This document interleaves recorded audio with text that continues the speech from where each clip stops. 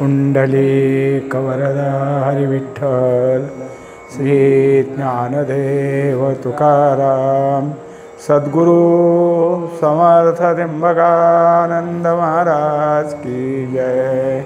माऊली ज्ञानेश्वर महाराज की जय। शांति ब्रह्म एकनाथ महाराज की जय। श्री गुरुदेव दत्त। आनंद अनुभव 102 ओव्या झाल्या होत्या।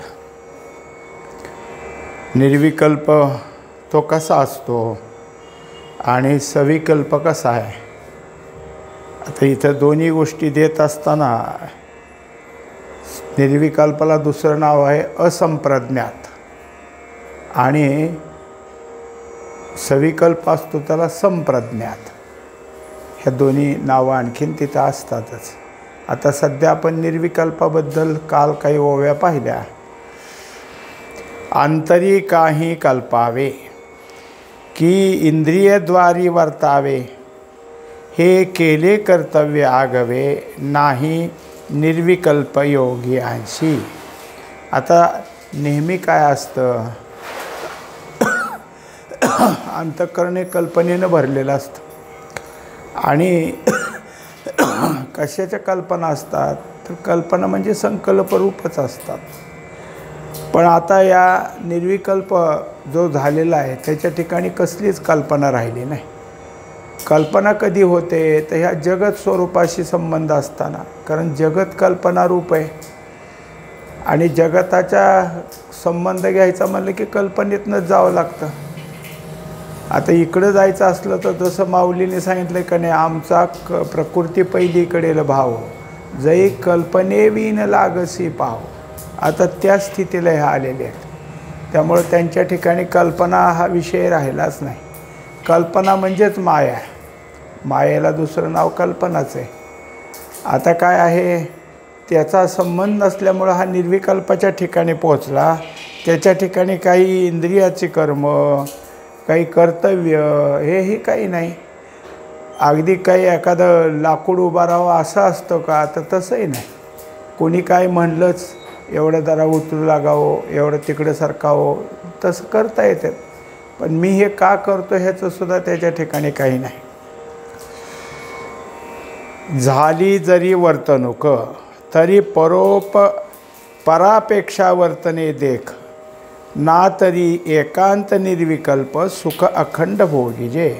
आत्ताच आपण पाहिलं, जर त्यांच्याकडून काही हालचाल किंवा वर्तणूक झाली म्हणजे काही केलेलं दिसलं तर ते परापेक्षा म्हणजे परकेची अपेक्षा काय आहे ते बघून, परका जसा असतो तसं। आता ज्या वेळेस काय आहे, काही वेळेला काय असतं की माणसं कशा तऱ्हेने वागतात ते कळत नाही। रस्त्याने चाललेला माणूस आहे, समोर एक माणूस त्याच्या उभा आहे आणि काहीतरी कारण ठेस लागली म्हणा, कशात तरी पाय अडकला पडला धपकन, अरे अरे अरे पडला नुसतंच ते म्हणतो, पण ह्याला उठायला काही मदत करत नाही। म्हणजे हे जे काही असतं हे काय आहे की उगीचच झालं, पडला म्हणून ह्याला सहानुभूती वाटली, दया वाटली, पण त्याला मदत कुठं काय केली। तसं निर्विकल्पाला समोर असं काय दिसलं की लगेच मदत कराल, मला काही कर्तव्यच नाही असं नाही, तेवढी मदत त्यांच्या हातून होईल आणि त्यालाही काही नाही। त्याच्यामुळं काय झालं की जे काय असेल ते त्यांच्या ठिकाणी वरवर झालं गेलं। आता एकांतात जे काही त्यांना सुखाचा उपभोग सुरू झाला आहे त्याच्यामध्ये काही बाधा होत नाही, ते अखंड सुख अंतःकरणात आहेच। निर्विकल्प समाधी पुरुष आता संप्रज्ञात समाधी परिस, जे 8ही प्रहर 5ही पालव सावकाश, मोकळे इंद्रियांचे। आता जर काही असेल तर निर्विकल्प समाधीचा पुरुष झाला आणि जो सविकल्प समाधीचा आहे म्हणजे संप्रज्ञात समाधी, त्याच्या ठिकाणी या जसं आत्तापायी वर्तन सांगितलं, आता त्याच्या ठिकाणी कालमापन काही नाही। 8 प्रहर म्हणजे दिवसाचे 4 आणि रात्रीचे 4 असे 8 प्रहर आणि 5 पालव म्हणजे पंचप्राण, त्यांच्या ठिकाणी ते जे काही हालचाल आहे, त्यांना जे काही कामं दिली ती. शिवाय या प्राणांनी कोणाला मदत करायची, ते इंद्रियांना. शरीराच्या हालचालीला, इंद्रियांच्या हालचालीला प्राणच सगळ्याचं मदत करत असतो. तो इंद्रिया ते नेणे, तो आघवी स्फूर्ती आपुलीची जाणे, सागरे तरंग मानने. सागरची तो. आता इंद्रियांच्या ठिकाणी या सगळ्या काय आहेत की काही स्फूर्ती आहे आणि काही नवीन करायचं असं तर नाही. पण इंद्रिय हालचाल करू शकली तरी काही फरक पडला नाही, कारण इंद्रियांचा व्यवहार विषयजन्य नाही ना. इंद्रियांचा व्यवहार ब्रह्म संबंधाचाच आहे. मग त्याला उदाहरण दिलं की सागरातलं तरंग आणि सागर म्हणजे समुद्र आणि लाट, हे नावं दोन, त्यांच्यात काय भेद काही आहे का? तरंग, लाट हे पाणीच आहे आणि समुद्र आहे ते पाणीच आहे सगळं. तरी इंद्रियांच्या लहरी ते तळपती याची वरी, विषेंद्रिय हाची जरी वर्तता बाधकाय. आता त्यांच्या ठिकाणी काय आहे की काही गोष्टी अशा आहेत की इंद्रियांची ते धर्म आहेत. म्हणजे डोळा काही त्यांनी झाकून घेतलेला नाही, डोळा उघडा आहे आणि इकडचं तिकडचं माणूस इकडून तिकडे गेलं तर बुबुळ हलणारच आहे. कानाला तर काय टोपण नसतं, निदान डोळ्याला तरी काय आहे, पापणी आहे, झालं. सुगंध आहे, मग सुगंधाने एखादा मनुष्य जसा उल्हासित होतो आणि दुर्गंधाने माणूस नाक धरायला बघतो, तसं ह्यांचंही होतं. पण हे जे काही इंद्रियांचे आहेत ते विषयासाठी हालचाली नाहीत, तर ह्यांच्या ह्या सगळ्या शरीराच्या धर्माप्रमाणे त्या प्रसंगात झालेल्या हालचाली आहेत. त्याच्यात त्यांनी शेवटी सांगितलं वर्तता बाधकाय. मग त्यांच्या इंद्रियांनी ह्या सगळ्या गोष्टी केल्या तरी त्यात बाधा कसली आली? कारण त्यांचा जो काही हेतू तो कोणताच नाही. हेतूनी कर्म केलं की तो हेतू काय अपेक्षेने काय धरलेला आहे त्या अपेक्षेकडे इंद्रिय घेऊन जातात. आता जर हेतूच नाही तर पुढं काय आहे? हाची हा आघवा जरी तेथे मन बुद्धी इंद्रिय कैची उरी, नसता उरी कोण कोणा जारी, कोण कोणा मारी अद्वयानंदी वाया. आता त्याच्यात त्यांनी दाखवून दिलं की यांच्या ठिकाणी इतकी एकरूपता झाली की मन असो, बुद्धी असो, इंद्रिय असो, यांचा विषयच दुसरा कोणता नाही. सगळ्यांचा विषय एकच झालेला आहे. ते एकाच विषयाशी एकरूप आहेत आणि त्यामुळं त्याच्या ठिकाणी काय आहे, घेणं देणं, पाहणं ऐकणं हे काहीच नाही. मग जर इंद्रियांचा व्यवहार झाला, डोळ्यानं कुठं पाहिलं, कुठं कानाने ऐकलं, हे तर ज्ञानेंद्रियाचं जाऊ द्या, पण कर्मेंद्रियाप्रमाणे वाचा काही बोलली, काही जरी झालं, काही असू द्या, त्याच्या ठिकाणी अद्वय आनंदाचाच उपभोग तिथं होत जाईल. काय अग्नी अग्नी ते जाळी, का सूर्य सूर्या ते पोळी, काय पाणी बुडविजे जळी, पाणी याते. आता त्याची स्वरूप जसे असतात तिथं काय होईल? जसं उदाहरण दिलं आहे की काय अग्नी अग्नी याते पोळी. आता आपण काय करतो, एखादं लहान पोरगं जर ऐकत नसेल, आई काय करते, जळतं लाकूड घेते, दंडन पेटलेलं, पोळू का तुला, काय ऐकत नाही, पोळू का तुला, म्हणून त्याला नुसतं दाखवते. आई पोळवत तर नाहीच, पण त्याच्या पुढं नेऊन दाखवते. तसं ह्या लाकूड पेटलेलं घेतलं उचलून, त्यात ते दंडन पेटलेलं आणि दुसरी पेटलेल्या चुलीत घालताना पोळतंय का तुला? आता ते एकच, त्याला काय होणार आहे? जे ज्याचे त्याचे संबंध सारखे.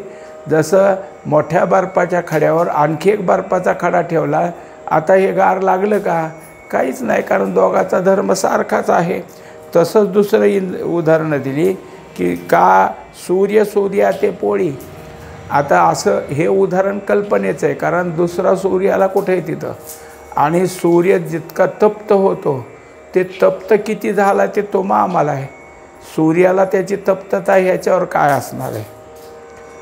काय पाणी बुडी जे पाणी पाणी येते, तसंच पाण्यात पाणी टाकलं तर ते बुडतं असं नाही. आपण एखाद्या जलसाठ्यामध्ये वरून असलेलं तांब्यातलं पाणी दिलं टाकून त्यात, मग काय लगेच तळाला गेलं असं दिसतं का काय. पाणी पडल्याला आवाज येईल, पुन्हा पाण्याशी पाणी एकरूप. तेवी हाच आघवा असता, आपणाशी करी बद्धता, होय आपण या द्वंद्वे लाविता, देखिला असे कोठे.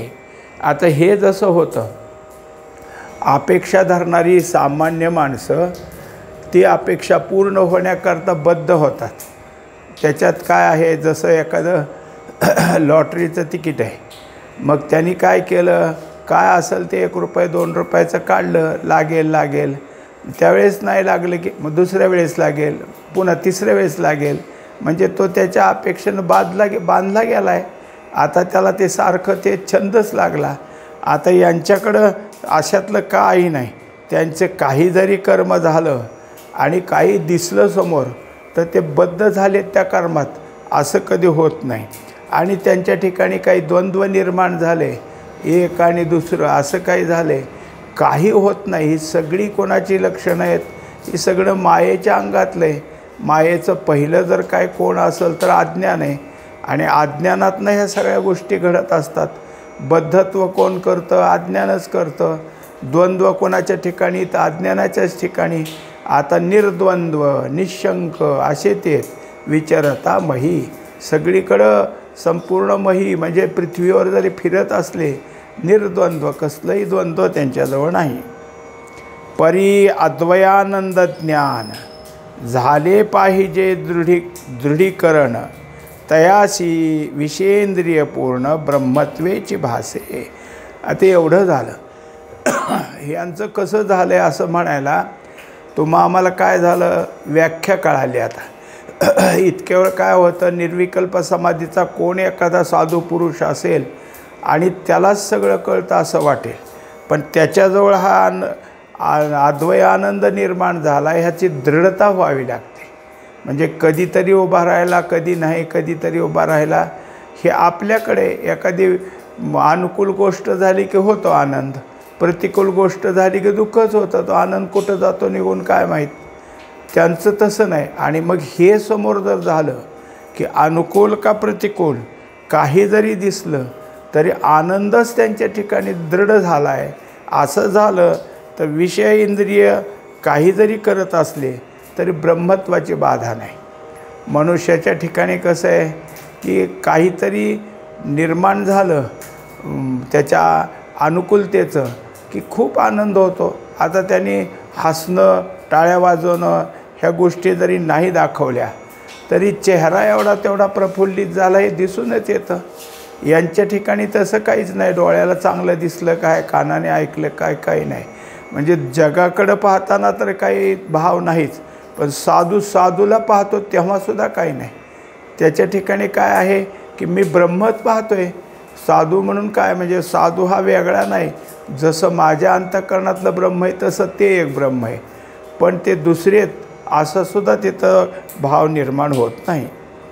तो जे जे करी ते ते ब्रह्म, हे नेणोनिया गुरुमुखे वर्म, ते करीती म्हणून हे इंद्रिय कर्म, तरी बाधकता होय त्यासी. आता या सगळ्यामध्ये एक आहे की ज्या गोष्टी आपल्याला सांगितल्यात त्या गोष्टी आत्मसात करण्याकरता तितके आपल्याकडून सचोटीची साधना व्हावी लागते.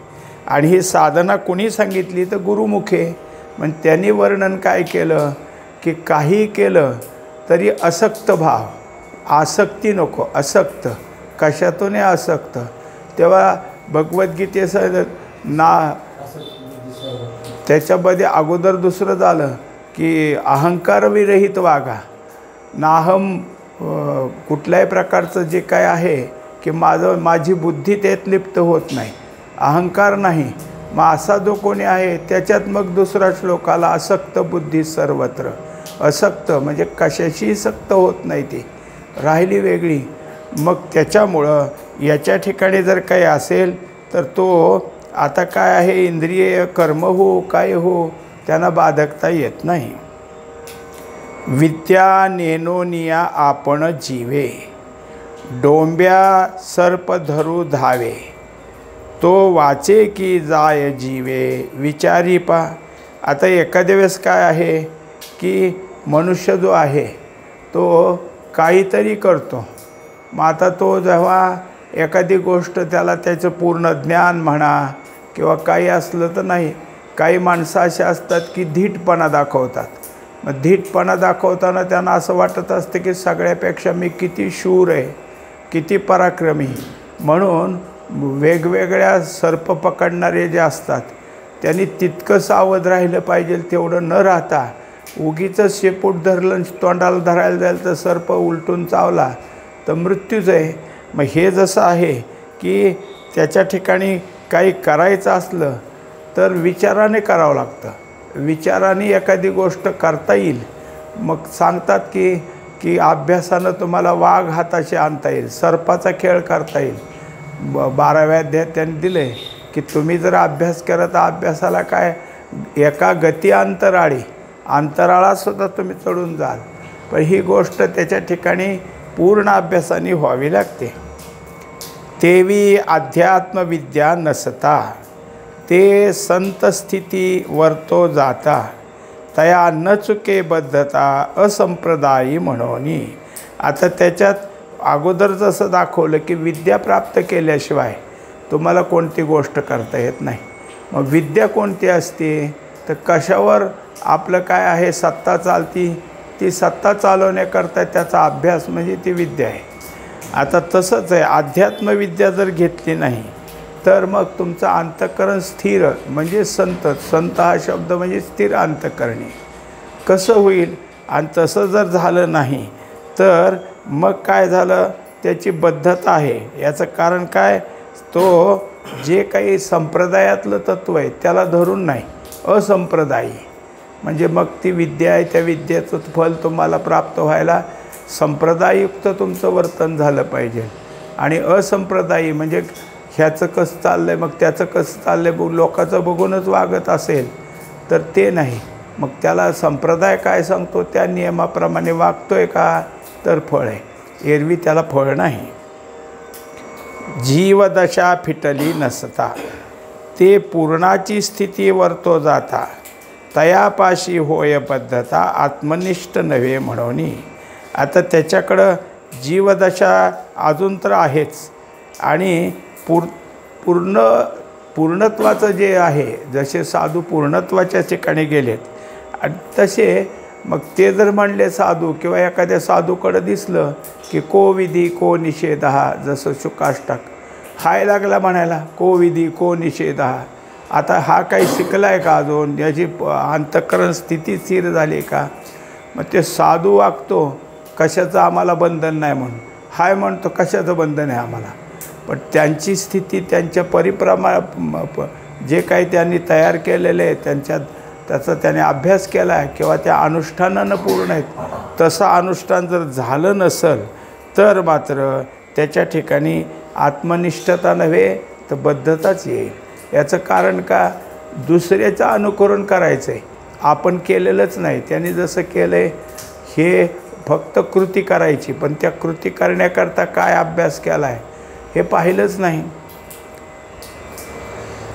आता असो हे बुद्धिवाद स्थिती, तू आत्मनिष्ठ आहे ब्रह्मस्थिती, सोहम ब्रह्म मी हे स्मृती असो दे सदा. एकंदरीत ह्या सगळ्या गोष्टी जो पूर्णत्वाला गेला नाही पण मी तसा झालो असं सोंग करतोय त्याच्यासाठी झालं. आता म्हणले ते सोडून दे, तू आपला काय आहे की आत्मस्थितीला राहा, आत्मनिष्ठ हो आणि सतत आपलं जे काही असेल त्याच्यामध्ये सोहम या नामाशी एकरूप होऊन राहा.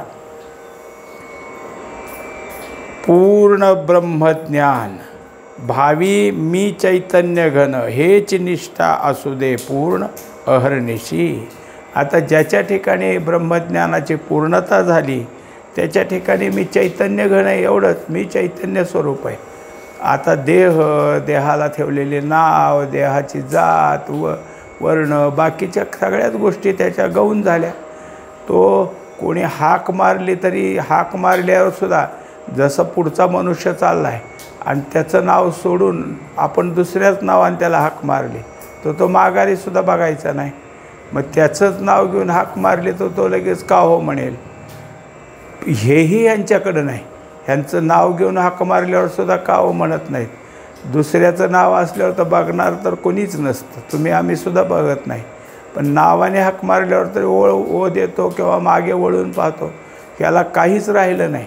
कारण का, हे सगळं नाव जात हे सगळं देहाला होतं. आता ते देहाचा संबंधच नाही तर नावाला घेऊन काय करायचं आहे. मग ते स्वतःच्या ठिकाणी कोणत्या स्वरूपानं मीत्व धारण करतात. तर मी ब्रह्म आहे. मागच्यात जसं झालं की सोहम ब्रह्म मी हे स्मृती, म्हणजे मी सोहम ब्रह्म आहे ही स्मृती. त्याच्यामुळं तुम्ही कोण आहेत म्हणून एखाद्याने जर प्रश्न विचारलाच तर उत्तर द्यायचं कोणचं, सोहम, मी त्यातला आहे. म्हणजे जसं एखादा संन्यासी असला, ह्याच्यातले त्यांचे जे परिपक्व आहेत, परमहंस असो नाही तर त्रिदंडी असो, ते समोर संन्यासी आला तर काय करतात, अलक्ष म्हणजे परमात्म्याचं स्वरूप आहे. परमात्मा लक्ष नाही, मग तेच त्याला म्हणायचं अलख म्हणजेच अलक्षाचं स्वरूप. म्हणजे हे काय झालं, तू आणि मी एकच आहेत. फक्त तुला अभिवादन केलं तू ब्रह्म आहेस म्हणून, त्यांनी त्याला अभिवादन केलं तू ब्रह्म आहेस म्हणून हे फक्त त्याच्या ठिकाणी तीच एक आठवण राहते. मुळीचाच मी परब्रह्म, ऐसे बिंबले मुळीचे वर्म, तो म्हणे मी झालो ब्रह्म, मुळीचा असे म्हणोनी. आता ज्याच्या ठिकाणी काय आहे, म्हणजे जसं एखादा काय असतं की नाटक असतं, मग त्या नाटकात कोणतं भूमिका करतं आहे त्या भूमिकेप्रमाणे त्याला काय असतं, त्याची नावं दिलेली असतात. मग त्याचं संभाषण करताना त्याचं नाव आणि ओ म्हटलं की त्याला काय करावं लागतं, बोलावंच लागतं. असं एक नाटक होतं आणि त्या नाटकात एक पात्र असतं, त्याच्या वडिलाचं काम करणारा जो मनुष्य होतो, वयस्करच होता तोही, आणि तो आजारी पडला, खूप ताप आला. नाटकाची तिकीटं तर विक्री झालेली. आता नाटक खेळ दाखवायचा पण ते पात्र नाही, काय करायचं. मग तिथं जिथंही थांबले होते तिथे एक मंदिर होतं. त्या मंदिरात दिवाबत्ती करायला एक आले ते पण वयस्कर होते. म्हणले आमच्या नाटकात काम करावं. ते म्हणले मी नाही कधी केलं, काय नाही, फार वाक्य नाहीत तुमची, नुसतं एवढं वाक्य बोलायचं. आता हा इतका स्वाभाविक आहे, तर ह्याला रंगबिंग द्यायची काही गरज नव्हती, कारण असताना तो तसाच होता. आणि काय त्याला तेवढी 2 वाक्य पाठ झाली. मग परत आणल्यानंतर बाहेर झालं, नाटकातनं आला. मग त्याला त्या नाटकातलं नाव काय, तो म्हातारे बाबा. मग आता म्हातारे बाबा म्हणलं की तो बोलायचा. पुन्हा नाटक संपलं. मग ह्याचं नाव म्हातारे बाबा राहिलं तर काय चुकलं काय ह्याचं, कारण स्वाभाविक म्हाताराच आहे तो. म्हणून काही वेळेला नाव दिलं गेलं आणि काही वेळेला दिलं गेलं नाही, तर त्याचं मूळ स्वरूप आहे. मग जसं जीवाला जे काही नाव आलं आहे ते नाटक आहे आणि मूळ कोण आहे, तर मूळ परब्रह्मच आहे. परब्रह्माच्याच स्वरूपातला आहे तो, म्हणून मूळ परब्रह्म हे तिथं दाखवलं गेलं. आता त्याच्याकरता ही सगळी वर दाखवलेली टोपणं म्हणजे सगळे जे काही त्याच्यावर अध्यास झाले होते ते सगळे अध्यास निघून गेले. असे म्हणो तरी नसे पण येथे, आसने नसने आईते, असे तेचे निरुते असशी बापा. तेव्हा आता इथं काय आहे नाहीचा विषयच नाही. कारण काय, त्याच्या ठिकाणी जे असणारं पक्क असणे पण कायम आहे. कारण परमात्मा सत्स्वरूप आहे, तो नाहीपणात कसा जाईल. नाहीपणात जातं ते कोणतं, त्याच्यापासून बाजूला राहतं ते, त्याला आहे पण नाही पण आलं. पण परमात्मा कुठेही, आता या घरात आहे का ब्रह्म म्हणलं आणि घरातल्यानी बाकीच्यांनी सांगितलं नाही घरी. आता ब्रह्म त्या घरात जर नसेल तर ते घर तरी का, कारण ब्रह्म अणुरेणूतसुद्धा आहे, मोठ्यात महतात महत आणि अणूतल्या अणूत सगळीकडे. म्हणून त्या दृष्टीने पाहिलं तर ब्रह्म अखंड आहे, त्याला आहे नाही काही लागू पडत नाही. क्षराक्षराचाही साक्ष, जीवशिवाचाही साक्ष, तू बद्ध ना मोक्ष, आता स्वतःसिद्धची असशी. आता दुसरी गोष्ट अशी, ज्ञानियाच्या ठिकाणी ज्ञानिया हा ज्ञानियाच आहे. ज्ञानिया म्हणजे वेडा नाही. त्याला हे सगळे जीव आपले जे आहेत, बाकीच्या जीवापेक्षा मनुष्य जीव हे म्हणजे कोण आहेत तर क्षराक्षर आहेत. क्षराक्षराशिवाय कसे आहेत, जीवशिवानं भरले हे कळतंच की. त्याच्या ठिकाणी ते परब्रह्म जरी झाले, पूर्ण झाले, तरी याच्या ठिकाणी अजून क्षराक्षराचं स्वरूप आहे, जीवशिवाचं धारण करतो आहे, तो त्या त्या पद्धतीनं असतो, हे त्याच्या ठिकाणी आहे. म्हणून कोण कुठं बद्ध आहे, कोण कुठं मोक्ष आहे, हे त्यांचं ज्ञान आहे. जीवाकडे बघितल्यावर जीव बद्धत्वाला आहे का जीव मोक्षाच्या स्थितीला आला आहे, हे तेच ओळखतात. याचं कारण का, त्यांना माहीत असतं की आता ह्याची स्थिती ही बद्ध स्थिती, ह्याची स्थिती बद्धत्वातून बाजूला पडली, मग तो कसा झाला, मोक्ष स्थितीला आला. म्हणजे त्याच्यामुळं जे जे ह्याच्यातून आहेत ते काय झालेत त्यांना सहज कळून येतं. जसं एखादा शाळेचा शिक्षक आणि मुलाचे जे काही आहेत तर त्याला काय लांब उडी म्हणा, पळायचं म्हणा, त्या मुलाकडून करून घ्यायचं होतं. मग त्याला तितक्या मिनटात त्या ठिकाणापर्यंत पळायचे. मग पळत गेला तर तितक्या मिनटात तिथं जायच्या अगोदर काही म्हणजे तेवढी मिनटंसुद्धा पूर्ण झाली नाहीत, तो जाऊन ते तिथल्या कक्षेला ओलांडलं त्याने. हां, तो झाला पास, निघ बाजूला. दुसरा आला, जरासा अलीकडे यायच्या आतच मिनिट संपले, पुन्हा एकदा कर, तेवढ्या वेळातच तुला पळलं पाहिजे. मग असं कोणाकोणाला करायला लावतील ते, जे अजून त्यांच्या ठरलेल्या वेळेपर्यंत जात नाहीत त्यांना. आणि जे बाकीचे आहेत ते तिथं जाऊ शकले त्याला संपलं. म्हणजे जे जीव शिवाच्या पलीकडे गेले ते मोक्ष झाले, चला तुम्ही बाजूला आता. आणि जे त्या ह्याच्यापर्यंत गेले नाहीत तुम्ही गुंतलेले आहेत, तिथं जाऊस तर पळा. मग शिक्षक जसा त्याच्याकडून ते पळूनच घेणार, तू तिथं तितक्या मिनटात तिथं जाशील तेव्हाच तुला सोडलं, नाही तर तू पळतच राहा सारखं. तसंही हे जीवशिवाच्या बद्धत्वात जे आहेत त्याला बद्धत्वातनं दूर करण्याकरता त्याचं बद्धत्व त्याच्या ठिकाणी आणणं आणि मोक्षाकडं नेलं, हे जरी झालं तर ते मात्र स्वतःच सिद्ध आहेत. त्यांना त्याचं बद्धत्व आणि मोक्षत्व काहीच नाही. म्हणजे जो शिक्षक हे सगळं करून घेतो आहे तो त्या जशी ती मुलं तेवढ्या वेळेच्या आत पलीकडे गेली, पळाली, त्याच्यापेक्षा ह्याला चांगलं पळता येत होतं, म्हणून तो प्रशिक्षक झाला, त्यातलं पारंगत झाला, म्हणून हे स्वतः सिद्ध आहेत. तू आत्मयाचा ही आत्मा, तू उभयतांचा चिदात्मा, तू परमात्म्याचा आत्मा, या लागी बोलिलो. आता हे सगळे काय झालं, रूपक आले. आत्म्याचा आत्मा हे म्हणायचं काय, आणि सगळं चिदात्मस्वरूप आहे, कसं तरी समजून दिलं पाहिजे ना. आता हा गुरु शिष्य संवादामध्ये जो शिष्य त्या श्री गुरुचं सगळं सांगितलेलं ऐकून वर्माप्रमाणे आचरण ठेवतो, त्याला सांगितलं तू आता आत्मा नाही, आत्म्याचा आत्मा इतकं पूर्ण झालास. दुसरी गोष्ट काय आहे, तू चिदात्मस्वरूप झालास. म्हणजे त्या शिष्याची किती पूर्णता झाली ते श्री गुरु त्याला त्याच्या ठिकाणी हीच नावं देत, सगळी यकार्थवाचीच नावं आहेत, पण त्या नावानं त्याला पूर्ण झाल्याचं सांगत असतात. पुंडलिक वरदारी विठ्ठल श्री ज्ञानदेव तुकाराम. सद्गुरु समर्थ त्र्यंबकानंद महाराज की जय. माऊली ज्ञानेश्वर महाराज की जय. शांती ब्रह्म एकनाथ महाराज की जय. श्री गुरुदेव दत्त.